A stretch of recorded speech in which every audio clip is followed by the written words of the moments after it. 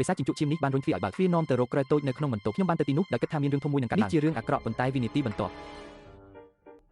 ខ្ញុំមិនដែលរំពឹងថាអតីតបិសាចជញ្ជក់ឈាមនោះទេ Dracula ដែលជាស្ដេចនៃពួកអារក្សឥឡូវនេះរស់នៅក្នុងបន្ទាប់មកគាត់បានក្លាយជាឪពុកនៅផ្ទះមើលថែគាត់នឹងប្រើមនុស្សរបស់គាត់ដើម្បីធ្វើបាបវេទមន្តដ៏គួរឲ្យខ្លាចប៉ុន្តែត្រូវបានផ្ដល់ជូនដល់កូនកូនស្រីគាត់កំពុងច្រៀងនិងលេងភ្លេងឲ្យកូនស្រីខ្ញុំស្ដាប់និយាយជាមួយគាត់អំពីមនុស្សជារៀងរាល់ថ្ងៃរឿងរន្ធត់ពេលឃើញកូនស្រីខ្ញុំកំពុងរៀនគាត់នឹងសប្បាយចិត្តប្រសិនបើអាចហោះហើរបានដូចជាបងប្រុសទី6សេចក្តីស្រឡាញ់របស់ Dracula ចំពោះកូនស្រីរបស់គាត់ប៉ុន្តែគាត់ជាមនុស្សតែម្នាក់គត់ដែលមិនព្រមចាក់ចេញពីប្រាសាទហើយតាក់ទងជាមួយមនុស្សលោកក៏បានសាងសង់វីឡានេះជាពិសេសផងដែរនៅក្នុងផ្នែកជ្រៅបំផុតនៃព្រៃគឺហ្វាំងតំបន់ក្នុងរង្វង់100ម៉ៃល៍ត្រូវបានគ្របដណ្ដប់ដោយអាខ្មោចកំពុងល្បាតពេលខ្លះវានឹងជីករូងក្រោមដីបាញ់ខ្មោចសំប៊ីមួយចំនួននោះនឹងរក្សាកន្លែងនេះមនុស្សនឹងមិនលេចឡើងទេមូលហេតុដែល Dracula ធ្វើបែបនេះគឺដោយសារតែពីព្រោះការគាត់នៅតូច Geralt របស់គាត់ប្រពន្ធរបស់គាត់ត្រូវបានសម្លាប់ដោយមនុស្សហ្វាំងផ្ទះនេះក៏ត្រូវបានដុតបំផ្លាញដោយមនុស្សដែរដូច្នេះគាត់ចង់ការពារកូនស្រីរបស់គាត់ឲ្យបានល្អនៅក្នុងស្នាដៃដ៏ហ្មត់ចត់មួយសតវត្សរបស់ Dracula ក្រោមការយកចិត្តទុកដាក់ដ៏ស្រឡាញ់សៀវមីបានធំឡើងស្ត្រីវ័យក្មេងដ៏ថ្លៃថ្នូរម្នាក់ប្រាសាទនេះក៏បានក្លាយជារូងរបស់សត្វចម្លែក Transylvania មុនពេលដែលខ្ញុំដឹងសៀវមីមានអាយុ118ឆ្នាំ Dracula រៀបចំពិធីជប់លៀងខួបកំណើតដ៏ប្រណីតសត្វចម្លែកក៏ត្រូវបានអញ្ជើញឲ្យចូលរួមពិធីជប់លៀងបានមកដល់ផ្ទះសំណាក់តែមានភាពមើលមិនឃើញនៅគ្រប់ទីកន្លែងមនុស្សវិទ្យាសាស្ត្រដ៏អាក្រក់និងគួរឲ្យស្រឡាញ់មនុស្សចម្លែកម៉ាំមីអាយុរាប់ពាន់ឆ្នាំនិងច្រើនទៀតស្វាមីជាមនុស្សចោកដែលមានកូន300នាក់ស្ត្រីសត្វចម្លែកគ្រប់ប្រភេទបានប្រមូលផ្ដុំគ្នាមួយណាក្នុងចំណោមពួកគេគឺគួរឲ្យខ្លាចណាស់អត្ថភាពនៃ Dracula បានផ្ដល់ឲ្យពួកគេជារៀងរាល់ឆ្នាំរៀបរាប់ពីភាពភ័យរន្ធត់របស់មនុស្សជាតិ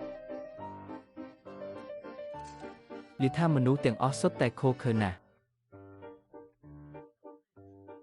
ពួកបិសាចទាំងនោះភ័យខ្លាចគ្រប់គ្នាសៀវមីពេលនេះនិយាយមិនចេញទេប៉ុន្តែគាត់មានអារម្មណ៍ស្រពោនគ្រាន់តែចង់ចេញទៅក្រៅហើយមើលមនុស្សជាតិពិភពលោកនេះប៉ុន្តែលើកនេះវាមិនបានធ្វើឲ្យនាងអ្វីដែលខ្ញុំគិតដល់នោះគឺថាតាមពិតទៅ Dracula ខ្ញុំបានយល់ព្រមសៀវមីបានមកដល់ដោយក្តីរំពឹងពេញទំហឹងពេលមកដល់ទីក្រុងមនុស្សពួកគេបានរកឃើញគ្មាននរណាម្នាក់នៅទីនោះទេភ្លាមនោះមាននរណាម្នាក់ប្រញាប់ប្រញល់ចេញពីជំហានមនុស្សមួយក្រុមកាន់ភ្លើងពើគាត់ដើរទៅរកនាងយ៉ាងម៉ឺងម៉ាត់មិនថានាងពន្យល់វាយ៉ាងណាទេមនុស្សទាំងនេះពួកគេទាំងអស់គ្នាចង់មកដុតនាងទាំងរស់សូមជួយចុច follow និងឲ្យបេះដូងម្នាក់មួយដើម្បីទទួលភាពបន្តរឿងល្អមើលច្រើនទៀតចង់មើលរឿងអីជួយ comment មកណា